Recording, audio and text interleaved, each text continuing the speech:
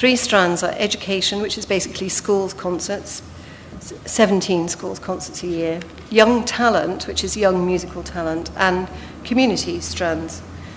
And I'm going to talk about the ones which are mainly at St Luke's, which is mainly the community side of things. So we opened St Luke's in 2003, but before we even opened it, Discovery spent a long time going out and meeting all the local neighbourhood. They went to all the day centres. They did a lot of research, went out and met people, basically. And we started up in 2003 with a Balinese gamelan downstairs, which is used to teach people how to play in a group together. I always show people and say, you could learn how to play together in 15 minutes. And if you were 5, you could do that. And it's used for, we sometimes use it for staff training as well, for sort of group hugging. We also developed a program of work with 5 schools in the immediate half-a-mile vicinity, including 1 special school. And those schools then built music into their everyday program with the aid of LSO musicians and an LSO animateur. We started a community choir with Gareth Malone. Gareth Malone has since become a sort of TV star for choral singing in the UK through various BBC programmes that he's run, persuading people, boys especially, to sing.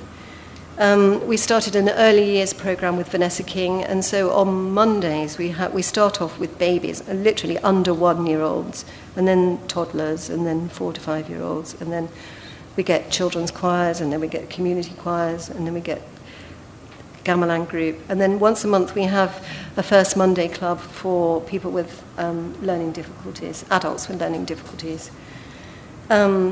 Since we started that, we've added Family Saturdays, a fusion orchestra, which meets in half terms, Centre for Orchestra, which is a collaboration with the Guildhall School, a conservatoire very close to us, and that gives Guildhall School access to masterclasses, artist conversations, panels of LSO players that tell them how to make a living, what they need to do to market themselves.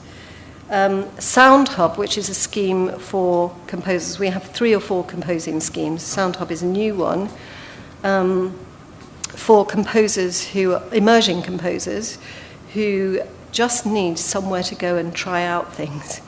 So these people who are on Sound Hub, which is again a pilot scheme, there are 9 composers on Sound Hub, and then the scheme will be launched with 50 a year from September, all have access to LSO musicians if they want to try out a new piece they're writing for harp or something, or tuba or bass clarinet.